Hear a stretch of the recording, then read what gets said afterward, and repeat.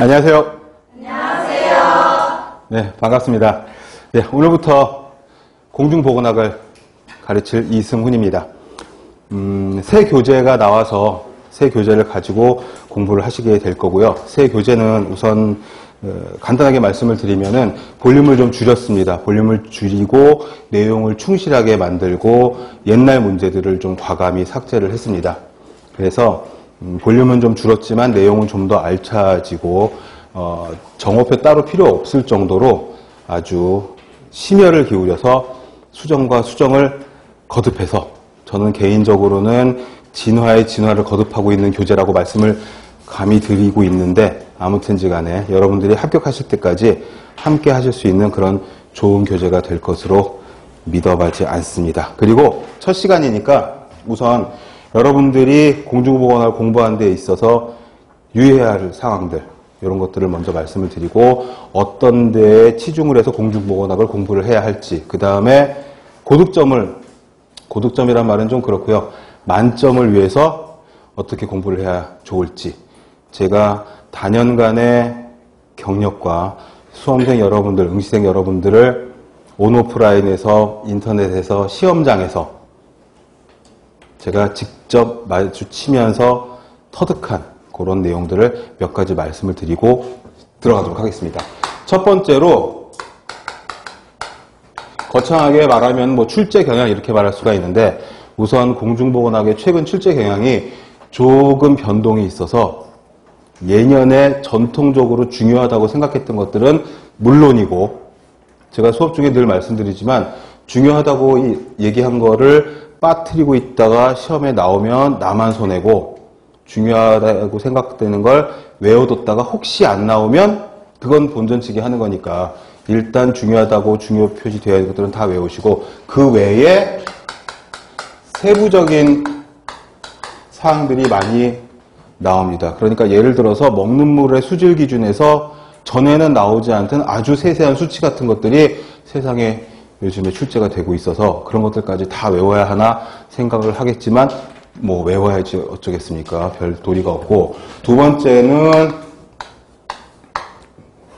예전에 안 나오던 그런 새로운 개념들이 있어요. 예를 들어서 성인병을, 뭐 성인병 이렇게 얘기하면 아마추어고 우리는 뭐라고 해야 되죠? 퇴행성 질환, 만성 질환 이렇게 얘기를 해야 되는데, 그것보다 좀 더 비감염성 질환 이렇게 말을 해야지 더 맞겠죠. 비감염성 질환의 진단 기준이 바뀐 거, 이런 것들 출제가 되고, 그 다음에 첨예한 이슈가 되는 것들도 있어요. 미세 플라스틱 문제라든지 아니면 가습기 살균제 문제 같은 것들이 지금 간간히 출제가 되고 있어요. 이런 것들까지도 공부를 해줘야 되는 그런 부분들이 있습니다. 그리고 마지막으로 바뀌는 법령, 이게 또 되게 중요해서 소음 진동에 관한 법률 같은 것들은 이제 나온 지 한참 됐고, 최근에는 빛공해에 관한 문제도 출제가 되고 있으니 이런 것들까지도 다 감안을 해서 공부를 하셔야 하고, 저희 교재에는 이런 것들이 다 들어 있습니다. 첫 번째는 이제 경향을 좀 파악을 하고, 그리고 이제 공부를 시작을 해야 되는데, 두 번째로는 시험에 대한 좀 분석을 어차피 하고 있으니까 시험에 대한 분석을 해야 우리가 좀 더 영악하게, 스마트하게 시험에 접근을 할 수가 있는 거죠. 두 번째는 그래가지고 공부하는 방법을 우선, 뭐 단순 암기 과목이긴 해요. 공중보건학이 누구나 다 접근 가능한, 어떤 전공을 했더라 할지라도 쉽게 접근할 수 있는 그런 과목이기는 한데, 그렇다고 해서 단순 암기라고 해서 무작정 다 외우는 그런 방법은 너무 피로도가 빨리 오고 진도가 잘 안 나가는 경우가 있거든요. 실제로 인강을 들으시는 분들은 저를 직접 보실 기회가 잘 없기는 하겠습니다만은, 실제로 오프라인에서 또는 제가 시험장도 굉장히 많이 가거든요. 1년에 거의 한 6, 7군데 정도는 시험장을 가는데, 거기서 만나는, 또는 인터넷 카페에다가 이제 고민을 토로하시는 수험생들의 이야기들을 들어보면 가장 많은 고충이 뭐냐 하면, 몇 회독을 하고 진도를 다 나가고 중요하다고 얘기하는 중요사항은 다 내가 외웠는데도 불구하고 막상 시험을 보니까 고득점이 안 나오더라는 거죠. 그런 것들이 이제 단순 암기에 치중했다던가 아니면 문제 함정에 빠져서 문제를 위한 문제 또는 변별력을 주기 위한 그런 문제의 함정에 빠져가지고 고득점이 안 나오는 경우들이 꽤 있다라는 거죠.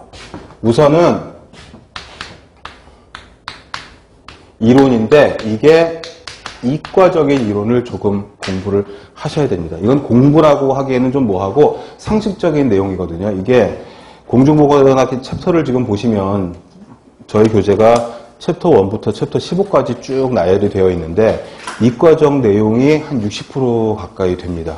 그렇다고 해서 뭐 공학적인 계산을 해야 된다거나 화학 반응을 뭐 알고 있어야 된다거나 반응식을 파악 이런 것들은 아니고 상식적인 수준의 이과적 마인드 그런 저변이 조금 있어야 가능하다라는 거죠. 근데 이제 우리가 이제 공부를 하다 보면 내가 잘 익숙하지 않았던 과목이라든가 배우지 않았던 과목들은 아예 나는 잘 몰라 이러면서 덮어버리거나 그냥 다 외우면 되겠지 뭐 이런 식으로 공부를 하시는 경우들이 꽤 있는데